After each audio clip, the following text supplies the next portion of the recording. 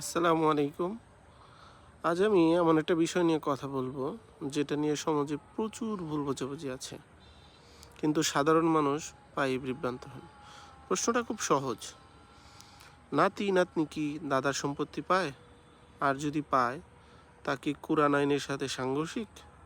আজ এই প্রশ্নের আইনগত ও ধর্মীয় দুদিকেই পরিষ্কার করব। আচ্ছা, ধরেন একজন বাবা আছেন, হ্যাঁ, তার এক ছেলে এক মেয়ে। মেয়ে বাবার আগেই মারা গেল, কিন্তু সে এক সন্তান রেখে গেছে। বুঝছেন বিষয়টা? ধরেন বাবার একটা ছেলে একটা মেয়ে আছে, তো যে মেয়ে, সেই মেয়ে বাবার আগেই মারা গেছে, তখন সেই সন্তান বা সেই মেয়ে কি সম্পত্তি পাবে কি না, এই বিষয়ে আজকে কথা বলবো। আচ্ছা, প্রথমে আসি কোরআনের যে উত্তরাধিকারী নীতি সেই বিষয়ে। কুরআনের উত্তরাধিকারীর আইন একদম স্পষ্ট। আল্লাহ পাক সূরা নিসার আয়াত 11 ও 12 বলেছে যে যারা জীবিত উত্তরাধিকারী তারাই অংশ পাবে। বুঝছেন? জীবিত উত্তরাধিকারীরা অংশ পাবে। আচ্ছা, তো এটাকে বলা হয় হিজাব নীতি। নিকটবর্তী জীবিত উত্তরাধিকারী দূরের উত্তরাধিকারী বাদ দেয়। এই দৃষ্টিকোণ থেকে দেখলে নাতি নাতনি দাদার সম্পত্তি পায় না। আচ্ছা, এবার আসেন, বাংলাদেশে 1961 সালের একটা আইন আছে। সেটা কি জানেন? 1961 সালে মুসলিম ফ্যামিলি ল অর্ডিন্যান্স 1961। এর সবচেয়ে আলোচিত অংশ হচ্ছে 4 ধারা। এ ধারায় বলেছে, ছেলে বা মেয়ে যদি পিতা বা মাতার আগে মারা যায়, তাহলে সন্তান সে মৃত বাবা মায়ের অংশ পাবে। বুঝছেন? এখানে বলছে যে ছেলে মেয়ে যদি পিতামাতার আগেই মারা যায়, তাহলে সে বাবা মায়ের অংশ পাবে। এখন একটা লোক তো মারা গেল, তাহলে সে অংশটা কিভাবে পাবে, কারা পাবে?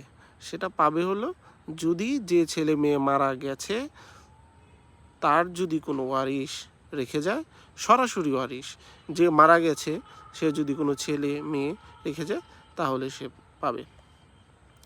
আচ্ছা, তো তাহলে আচ্ছা, এখন যে বিষয়টা হয়েছে, একটা প্রথমে কোরআনে বলছে যে কোনো মৃত ব্যক্তি কোনো সম্পত্তি পাবে না, সে অলরেডি মৃত, তাহলে তার তো সম্পত্তি পাওয়ার প্রশ্ন আসে না। কিন্তু 1961 সালের মুসলিম অর্ডিন্যান্স অ্যাক্টে বলছে যে পাবে। আচ্ছা, তাহলে প্রশ্ন কি, এই যে দুইটা ব্যাপার, এই দুইটা কি আপনার সাংঘর্ষিক কিনা? আচ্ছা, অনেক আলেম বলে যে কোরআনে নির্ধারিত অংশ পরিবর্তন করা হয়েছে, নতুন উত্তরাধিকারী যুক্ত হয়েছে, তাই এটি শরীয়তের মূল কাঠামোর সাথে পুরোপুরি সামঞ্জস্য নয়। কিন্তু আইনের দৃষ্টি, যে রাষ্ট্রীয় আইনের দৃষ্টিতে বাংলাদেশে যেটা বলা হয়েছে যে কোর্ট শরীয়তের ব্যাখ্যায় যায় না, কোর্ট আইন প্রয়োগ করে। অর্থাৎ ধর্মীয় বিতর্ক থাকতে পারে, কিন্তু আইনগতভাবে এটি কার্যকর। বিতর্ক যাই থাক, ধর্মীয় বিতর্ক থাকলেও এটি আইনগতভাবে কার্যকর।